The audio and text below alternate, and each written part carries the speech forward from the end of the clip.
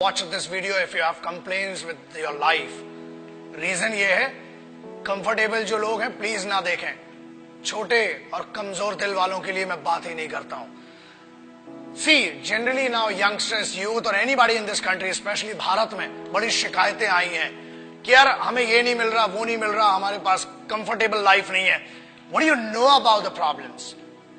The guys, those who face the highest trouble and the biggest problems of this country, the least paid by the government, but has the biggest pride to be called the soldiers of this country and soldiers of Indian armed forces. मैं उन सिपाहियों की बात कर रहा हूं. Example, जब ये वीडियो देख रहे हो ना, तब हजारों लोग वहां सियाचिन ग्लेशियर में, शायद आधों को तो नक्शा भी नहीं पता होगा, सैन फ्रांसिस्को ऐसा बता देते हैं मैप पे आजकल बच्चे. You can not live without the chatting or WhatsApp or Facebook messaging or texting for half an hour or 1 hour. मैं उन सिपाहियों की बात कर रहा हूं जो ग्लेशियर में रहते हैं. 8G, 10G, 4G, 8G सब इधर चलता है दोस्त. वहां कोई जी नहीं होता है. वहां पर सिर्फ गालियां सुनाई देती हैं उस साइड से, और यहां से खड़े होके भारत माता के लिए खड़े हुए. Remember one thing, they are not there. They are not fighting for this country only because they hate the enemy. वो इस देश में रहने वाले लोगों से बहुत मोहब्बत करते हैं, इसलिए वो वहां पर है. They are not there for the payment which is given to them. They are not there for the privileges which are not given to them. Privileges are given to you. The facilities are given to you. फिर भी इतनी complains. अरे पानी गिर गया, हम college नहीं जा पाएंगे, ये हो गया. बहुत कंप्लेन्स है माँ बाप से इन बच्चों को. Remember that. दोस्त, कंप्लेन करने के लिए बहुत लोग हैं, लेकिन वो कंप्लेन नहीं करते हैं. क्यों नहीं करते हैं? Because they are fighting for this land, they are fighting for this country, they are fighting for that emotion of freedom. They are fighting for that emotion which belongs to you, which doesn't belong to them.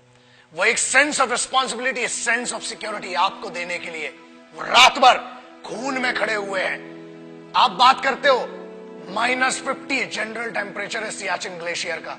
-50 general. जब आप ये video देख रहे हैं, हजारों सिपाही आज भी अपने खून को सुखाकर वहां पर लड़ रहे हैं. They cock up their rifles, they write their last letters to their families, और उसके बाद एक दूसरे की नजरों में इसलिए देखते हैं कि मेरे यार ये नहीं पता कि कल मैं तेरे साथ बैठकर खाना खा पाऊंगा कि नहीं.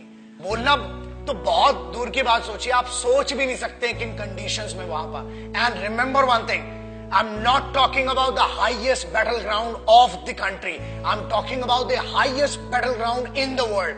This is the only place which is called the highest battleground in the world, and it is written in the history of the world wars. It is written in the history of warfares. जहां लोग श्वास नहीं ले सकते ना, लोग कहते हैं कि हमने 50 या 500 मीटर की दूरी पर या ऊंचाई पर लड़ा है. ये हजारों मीटर की ऊंचाई पर है, जहां सांस नहीं आती है, दिखाई नहीं देता है. वहां पर भी वो सिर्फ जज्बा है जो जिंदा रखता है लड़ने के लिए और इस देश की रिस्पेक्ट के लिए.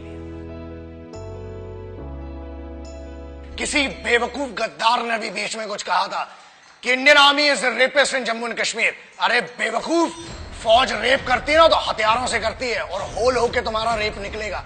याद रखना, ये तो कॉन्स्टिट्यूशन है कि हमें फौज की आज भी एथिक्स और इज्जत है कि फौज आज भी कुत्तों को नहीं मारती, इसलिए बचे हुए हो. और याद रखना, किसी के भी खिलाफ कह लेना, मगर हिंदुस्तानी फौज, Indian army, navy and air force के बारे में बोलने के पहले 1 करोड़ बार सोचना, क्योंकि याद रखना, अगर फौज रेप पे आ गई ना तो तुम्हारी रूह का रेप होगा. Indian army does not rape. Army, navy, air force, they protect your women, they protect your sisters, because they consider every woman and every young woman as their sisters and mothers. That's why you are protected. बोलना बहुत सरल है और बहुत दम है, बहुत खुजली है, बहुत गर्मी हो रही है ना. आ जरा बॉर्डर पे 2 दिन की ड्यूटी करके दिखा, चूतड़ में से पूरी गर्मी बाहर आ जाएगी. अक्टूबर 1947 देश अभी आजाद ही हुआ था कि हम पर तो जंग थोप दी गई. But who did that? Let's talk about that. I'm talking about first unit of Sikhs, the first battalion of Sikh, one of the most elite, one of the most respected and decorated regiment of the Indian Army, called the Sikh Regiment. And this is a wonderful story. The guys whom I'm talking about, the finest warriors, the finest Khalsa warriors, वो खालसे थे जिन्हें airlift किया गया था 1947 में, जब लश्कर troops ने attack किया था हमारे ऊपर, and they were the guys which were leaded by a Muslim commanding officer. That makes me feel that pride of being an Indian.